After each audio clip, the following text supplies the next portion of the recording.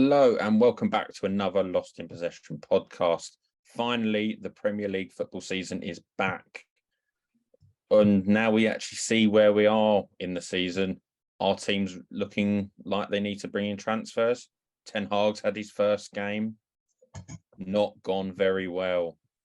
Chelsea have made their first win. Away to Everton, Lampard couldn't keep up the Everton curse.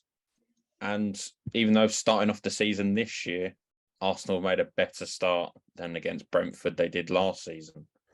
We're going to just digest all the fixtures and go into what they may need for the next few game weeks. Are they going to be where they're going to be in the season? Now, I think we should start off with the opening game. Palace versus Arsenal. Obviously ending 2-0 Arsenal. Reece, what did you make of it? Are you happy with what you saw? Or are you expecting more? I suppose you can always ask for more. But yeah, it was a good result. 2-0. So it was a reverse of what happened at the start against Brentford last year, like you mentioned. Looked pretty comfortable throughout the game. Zinchenko looked great on his debut. Gabriel Jesus looked lively. Everybody looked like they were fit and ready. Saliba, as obviously, or Saliba has won a lot of plaudits for his performance. It was a good, comfortable position. Still a bit of sort of rustiness to shake off a little bit. I think Ramsdale didn't exactly do himself any favors with some of his antics on the game Friday, and I think that's, if he doesn't cut that out, it's going to cost points. I think it was good. I do believe if Palace had a 20-goal-a-season striker in front of them, there would have probably been more of a problem. But yeah, comfortable, and it was important because they beat a team that thrashed them last year and took 4 points off them last year. So big step in the right direction. But again, can't look too much into it at this moment in time. It all goes down to how they play against Leicester on Saturday, I think. Jordan, any disagreements? Agreed. No, I think it's a good result. At the end of the day, we said it last season, away opening game of the season, it's always one of those that has the potential to kind of trip you up before you've even got off the block. I think Arsenal did well for most of the game. Lively start, good energy. Obviously off the back of their pre-season, it was, could they continue when the pressure was on? I think they did it well early on. Jesus looked pretty lively, and definitely deserved the lead. However, I do think the second goal, obviously it was quite fortunate. It was a bit of a cross from Saka. I do think Arsenal really needed that because they were, I can't remember the stats, but I think maybe in the second half, Palace were just completely dominating the ball. Although they didn't have enough end product, you did feel like Palace were knocking on the door and probably could have got an equaliser. So the second goal, although it was lucky, was much needed for Arsenal. And they'll obviously be buzzing about that. 2-0 clean sheet, despite Ramsdale's best efforts. He probably had both teams to score, but lost his bet in the end. Yeah, definitely didn't have any Arsenal defenders in his fantasy, I don't reckon, of the way he was playing. But with Arsenal, what I thought was they started well and then they got the goal. And then after that, I think they just sat off, where I think some games you're going to need just that killer instinct to try and get that second one quickly. Obviously, it doesn't always happen, but I feel they let Palace get back into the game a bit.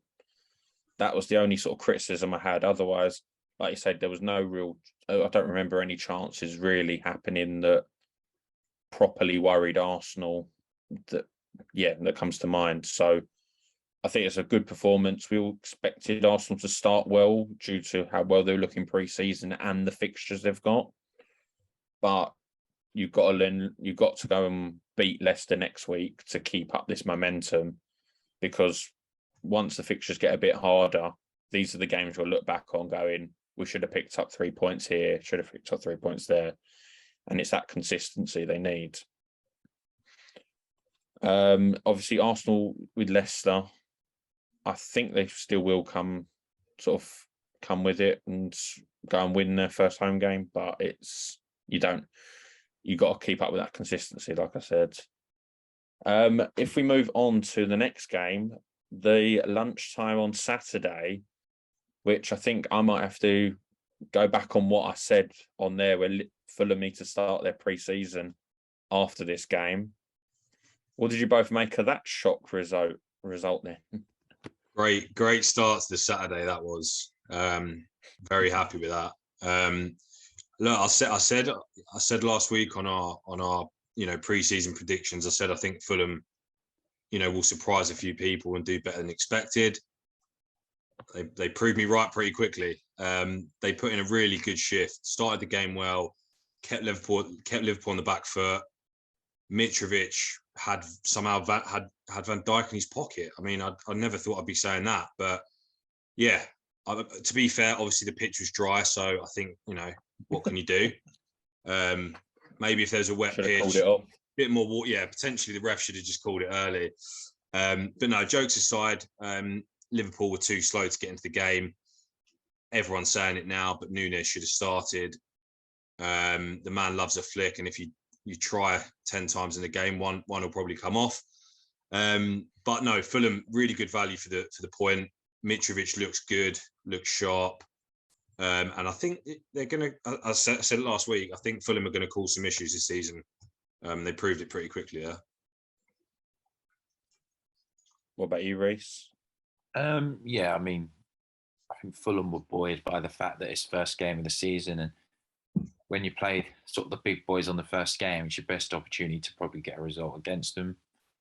I think they'll rely on their home form this season. There's no doubt about that. And they got off to a decent start. I think what will keep Liverpool up there is that when their backs are against it like that, they're still grinding out a result. So, yeah, not really too much to look into that. I think Darwin Núñez actually put in a fantastic performance when he came on, actually, and gave Liverpool a little bit of life that they actually needed. So, yeah, not too much to look into. I think it all goes down to how Fulham perform next week and how Liverpool perform next week. I think you'd have a better indicator there of where we are with both of them. Yeah, no, that's fair. One thing I thought was, why was Mitrovic not playing the last time they were in the Premier League? That's something that is just looking more and more like a bad decision when Scott Parker was in charge. Because obviously last season scored a record amount of goals in the Championship, and now two in one game against one of the best defences in the league. And then sort of, I think it was some stat I saw going around, he's the only player to dribble and get a penalty from Van Dijk in a game. It's, something no one seems to be able to do apart from him. So I don't get why he wasn't playing last time they're around. But like I said, I have to sort of go back on what I said. Fulham, brilliant start to the season for them. I did have them staying up in my sort of table, and I think they're starting well enough to make me be right in that. Talking of teams that have just got promoted and having a good result, Bournemouth versus Villa. I don't think many of us had Bournemouth winning that, but 2-0 victory over Villa. Jordan, is Gerrard under pressure now straight away after the first game? Yeah, I think so. Again, we said on the episode last week, I think Gerrard is one of the most under pressure managers now because he's had a good sort of year and a bit, good couple of transfer windows. They've pretty much signed everyone he's wanted. And actually, they've got a very good squad now. So I think he is under pressure. Probably a bit early to see the pundits and kind of analysis talking about it. Maybe a few more bad results you might see that. But yeah, Bournemouth, fair play. Pretty much everyone, every pundit, all three of us had them nailed on for relegation. And if they can try and make their home ground a fortress, get the crowd behind them early, nick an early goal, who knows? We could be proven wrong. But Villa, Ings had a couple of shots, but other than that, Villa were poor. And they'll need to step it up next week. They've got a big game at home to Everton. And if they don't win that, they'll Gerrard will be under serious pressure early on. Yeah, I'll agree. I think even though I had it as a bit of a dull draw, I think Aston Villa should really take a look at themselves. I mean, they didn't really seem to prepare for anything, not even set pieces. And when you've got Bournemouth, whose leading striker's 6'5", they've got some tall players in that team. That's going to be their strongest weapon. Villa just didn't seem to do anything about it. I agree. I think Gerrard, the spotlight is on him quite a bit because there's so much of him where he's supposed to be taking over Liverpool at some stage. But if he fouls at Aston Villa, the time is against him to get it right ahead of a Liverpool appointment. So, yeah, I think pressure's onto him and he has to get a result against Everton on Saturday. But I don't think both will look too much. Again, you can't look too much in this game, on the first game of the season. But the way Aston Villa played, I'd be pretty cheesed off if I was Steven Gerrard, to be honest. Yeah, I think he is under pressure, but I disagree with you, Jordan, where you say the pundits won't mention it yet. I think the only reason why they're not mentioning it is because he's Steven Gerrard. If he was any other manager, they'd be talking about. Because if you look at his stats, he has the same win percentage as what Gary Neville had at Valencia. Really? And he got rightfully sacked. I think they both had a 35% win percentage for Gerrard at Villa and for Neville at Valencia. Wow. Why is he not being he should be getting slated, really? Well, what he did at Rangers, makes up for it. Yeah, he did do it at Rangers, but I think they've won 2 in the last 12. Things like that, it's just not good enough. And I don't want this Liverpool biased media not slagging him off because he should be. Yeah. On that point, sorry, just a quick one. I think just watching the overlap last week, I think the Everton fan, I think he said on the stats-wise in terms of win percentage as well, Lampard's got a better win record than Gerrard, which seems surprising considering the narratives. And don't quote me on that. Obviously, that's a stat from the overlap. But if that's correct, I mean, the narratives couldn't be further apart. It was all Lampard can't manage, and you've not really heard a bad word about Gerrard. So I think, as I said, obviously, like Reece said, he had the Rangers sort of success, but that shouldn't really matter. You've now come in people always go, "Oh, the Premier League's a different league." He's come from not even one of the top 5 leagues. He's come from the Scottish League. It's not a very good league, really, in standard. There's only 2 teams that are going to win the title. Yeah, and it's kind of I just feel like he should be massively under pressure for what he has done because it's not actually been good enough. He's obviously only had 1 summer transfer window while he's been there, but still, if you look at the squad, you think they should be doing better than a 35% win rate. But we'll see if the pundits actually start giving him stick or they continue sort of blowing smoke up his arse. You never know. Moving on to the final promoted team. Unfortunately, they couldn't get any points. Newcastle winning 2-0 against Forest. Jordan, what did you make of that? Have Forest done okay? Is it just Newcastle continuing their sort of form from last season? Yeah, I mean, Newcastle were really, really impressive. And again, going back to the prediction, I think I had them in my top 6. You boys had them 7th. They're looking, obviously, one game's one game at the end of the day at home, but they dominated. They were aggressive. They played well. They were quick. Everything about that performance was pretty good. And Eddie Howe, obviously, just before the game, signed a long-term deal. I said it last week, and I do really think Newcastle could cause some issues. I'll be intrigued. I'm not sure when their first kind of big game fixture is, but 3rd game week is against City. Well, there you go. I don't think they're that level yet where I really think they could upset City, but they're on they're on the right path for me. But ultimately, their real test, of what they're made of, will come against the big sides. On the flip side for Forest, a bit uninspiring. We did predict. I think we all predicted Forest to lose that game because of all the signings and everything going on. So yeah, not early enough to be concerned for Steve Cooper, but as expected, easy Newcastle win. Yeah. What about you, Reece? Exactly the same. This is the real start of Newcastle's new era, really. It's the start of a new season. Everything's, there to get them start building. And as you know, when it's in a good mood, St James's Park is probably the stadium you don't actually want to go to. So yeah, they're always going to take Nottingham Forest to the sword, and simple as that. I think Nottingham Forest will be exactly like Fulham. They'll probably rely a lot more on their home record in order to keep them in the league. And I don't think Forest would be too disheartened. I think they knew that this sort of thing was coming. Gives them a chance to regroup, know what went wrong, and improve on that.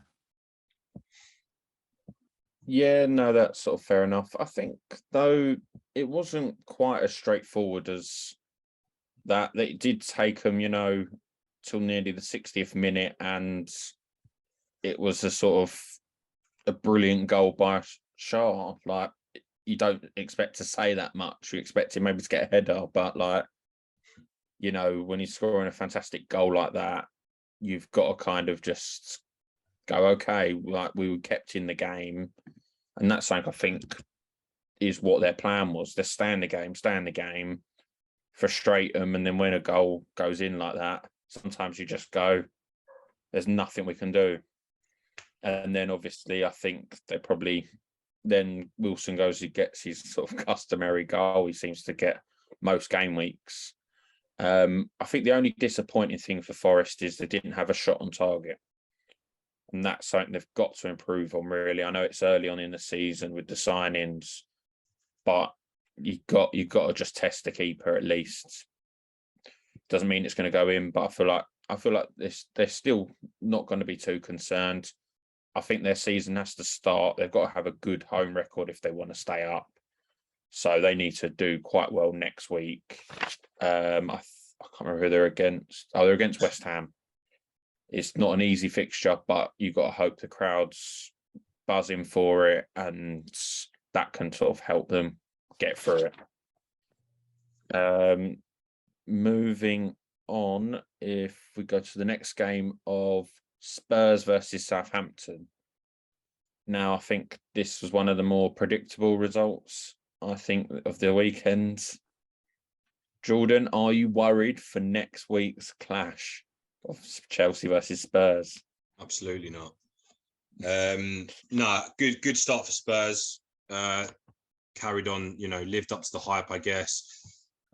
Southampton, they get an early goal, good volley from Ward-Prowse. I thought they were going to give Spurs a bit of a run for the money, but didn't happen. Conceded quickly after, and it was just one-way traffic.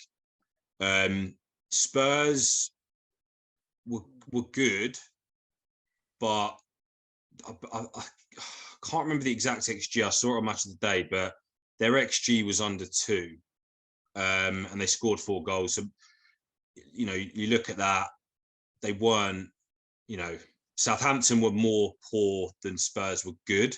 Maybe that's a bit harsh, and obviously Spurs fans would completely disagree with me. But at the end of the day, you win your first home game by 3 goals, you're absolutely buzzing regardless. As for the big game on Sunday, it is a huge game. The whole narrative of this season is going to be determined for both Chelsea and Spurs on this result. If Chelsea win, everyone will maybe be talking, oh, can they actually push the top 2? Similarly, if Spurs go and beat us, I mean, I don't want to live in a world where Spurs beat us on Sunday, but you know what you're going to see in the media, you know what you're going to hear on Facebook. Christ, I don't want that to happen. I think it will be a tight game. Don't get me wrong. I'm not I'm not burying Spurs, but it's a huge game early on. I know we're not doing predictions. I do think we'll nick a win, but Spurs are going to come in pretty confident. So it's definitely going to be Super Sunday. Reece, what do you think of sort of forgetting the Spurs side of it? Are Southampton a bit in trouble? They're going if they're just conceding, because every time they play Spurs, they seem to concede at least a couple of goals, and they're not changing. Yeah, I mean, I think Southampton, he's brought in some new young players. Their model is clear, so it's going to take some time to integrate them. I think when you've got a bunch of young kids playing, that you don't really want to be going away to one of the bigger boys, where it could hurt them mentally. But I think me and you were saying sort of off air, Jamie. It's the manner of Southampton's defeats that's the problem. They're not losing 1-0. They're not losing 2-1. They're not losing 3-2. They're losing 4-1, 9-0 twice in a row, 6-0 at home to Chelsea. This is all in recent years as well. We're not even saying, 1999 results. We're saying, within the last 3-4 years, they're heavy, heavy defeats. And Hasenhüttl's a good coach, but it's not good enough. I know Southampton will want to stay in the division, but you can't keep getting battered so heavily like that. It's not on, and they could be on for another hiding if they're not careful when they play away to City or anyone like that. So I think Southampton fans will be concerned, but I don't think there's any need to panic because again, it is the first game of the season. They're going to have to rectify it on Saturday. I think they're at home to Leeds, which is a very winnable game. But if Leeds beat them, I think there'll be a bit of discontent growing amongst the fans. Yeah, like I said, we discussed that off air. The fact that they lose these games, I can't remember. I think I predicted the 3-0 Spurs last week. Obviously, it's just I know they're going to concede goals. They don't seem to learn because it's sort of like I know it is a different Spurs side, but Spurs are a very good attacking side, and they just don't learn to think right. We're going to hold our line and do that. I've watched them do it. That's the problem I have. They do it, but then when they concede one, it seems like they're just going to go and concede 3 or 4. Like I've watched them against City. Like I think it was last season. It was funnily enough, Su scored an own goal on the weekend. When he played against City, he had his best game of his life kind of thing. It's just, I think sometimes there are mistakes like that. You just have to go whatever that happened. But I feel like conceding this many all the time is just a really big issue for them. And to be fair, Spurs, it was an expected home win on the start of the season. It's now when they play Chelsea, that is going to show where they're at. I don't expect them to blow away Chelsea, but I am sort of edging towards the Spurs victory. I know Jordan will not want to hear that. And to be fair, I don't actually want to hear the comments or see the comments of a Spurs win because they will be talking about a title win. Like they want to be paid out like Paddy Power sort of do with the early payouts. That's what they want. But Spurs moving on Spurs. from Spurs will be Spurs, most likely. To the next game of Leeds versus Wolves. Now, I think we've all had sort of like talks about Wolves. I think Reece, you had them in the bottom 4 or 5. Are they? Yeah, about was that exactly what you expected from Wolves? Sort of playing Leeds, a team that's probably going to be around the same position as them, and go and lose because they can't score enough goals. Yeah, the goal scoring's a problem. They lost 2-1, so they got a goal. Chan got it for Wolves. I think if he can be more consistent, then they'll be okay. I believe they're signing another striker. I know they've let Connor Cody go, and I think that's a real big loss for them. If they want to survive in the division, you want leaders, and I would probably argue he's their main leader. So, where's Cody gone? I must have missed that one. Gone to Everton. He's going to Everton. I don't think it's confirmed yet. I was going to say I've not seen confirmation for that. Yeah, that's huge. That's huge for Everton. Tarkowski and Cody. That'll sort your defence out. That's big. But it's also worrying for Wolves because their main bit has been a good defensive side, and like you were saying, Reece, Cody's their leader. It's a very strange one, that. Yeah, I've seen that they've been linked with a Valencia player who, of course, is another Mendes client. Gonçalo Guedes at Valencia. Now he is a good player.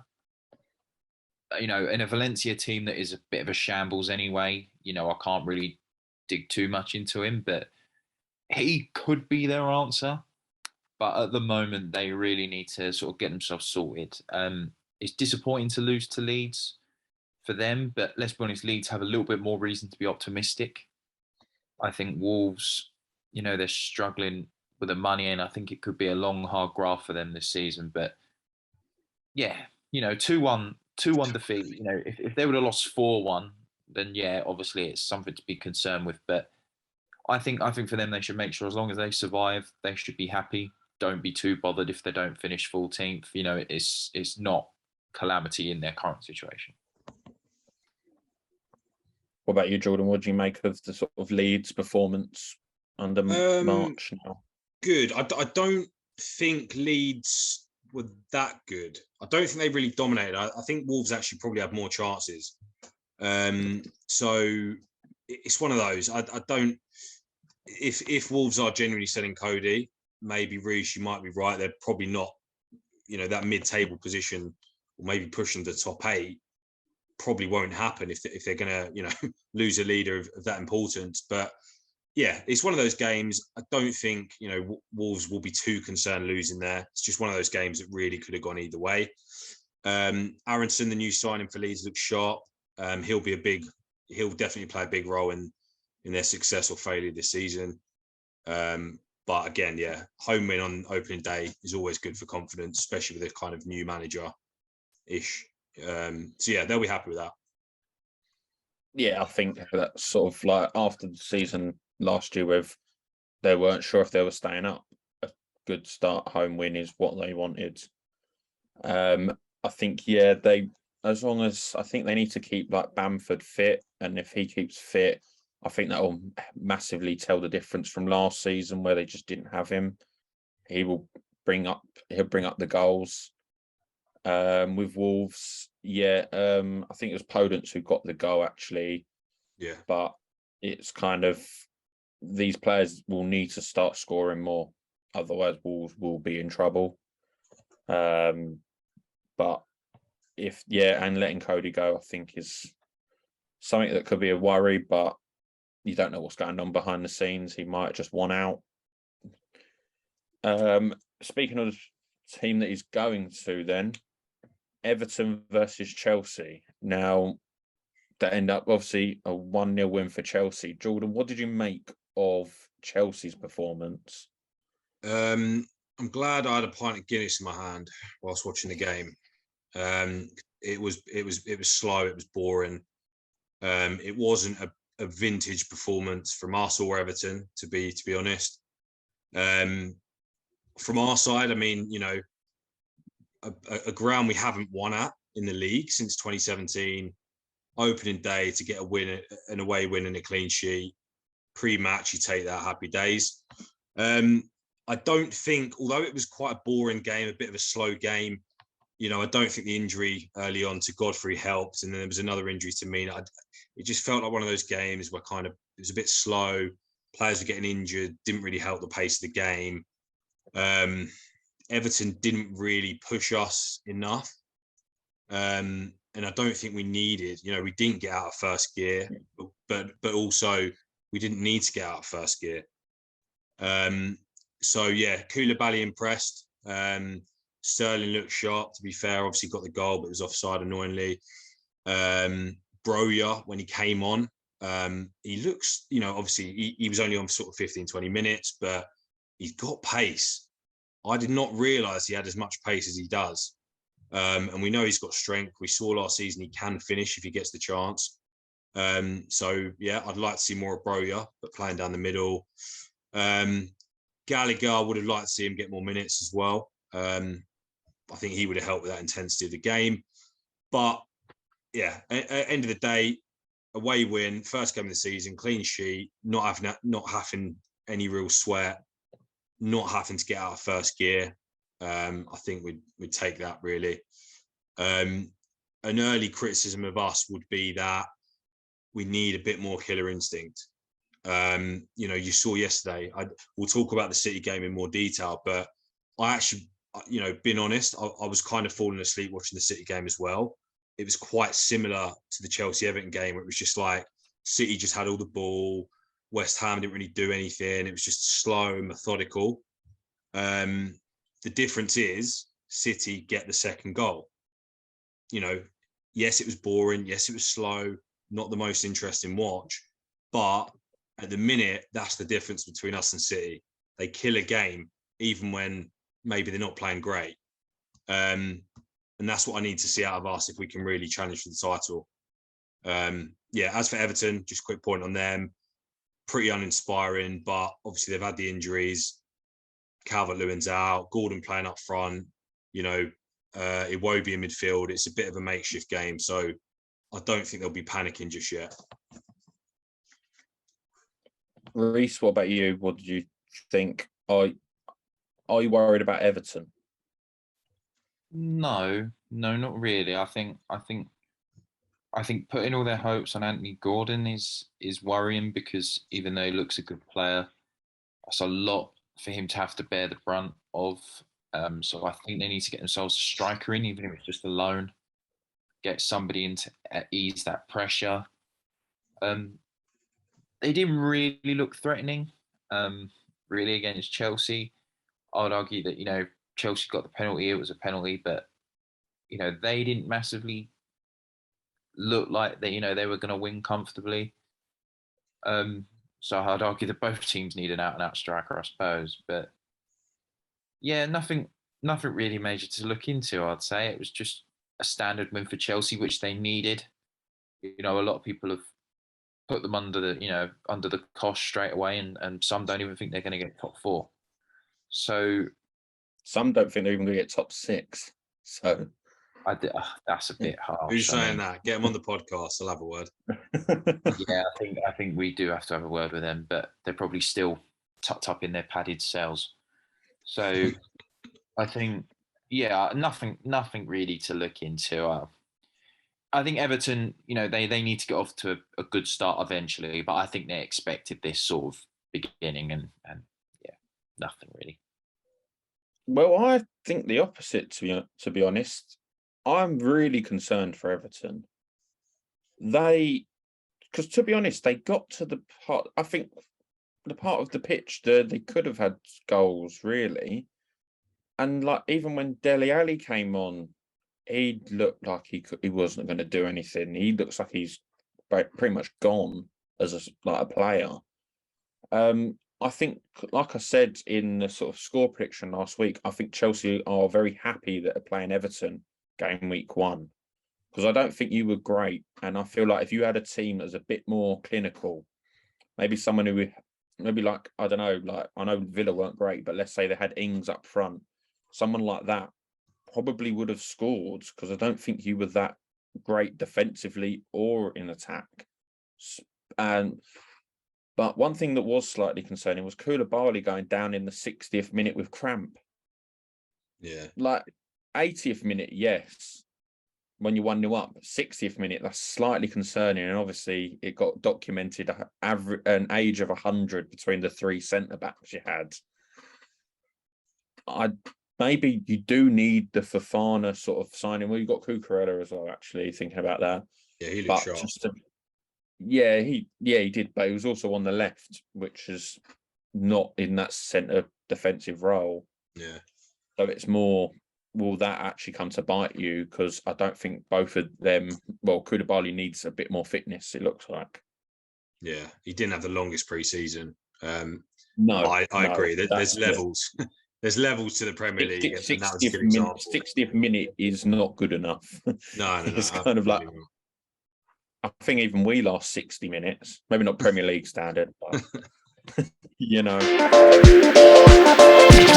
we go.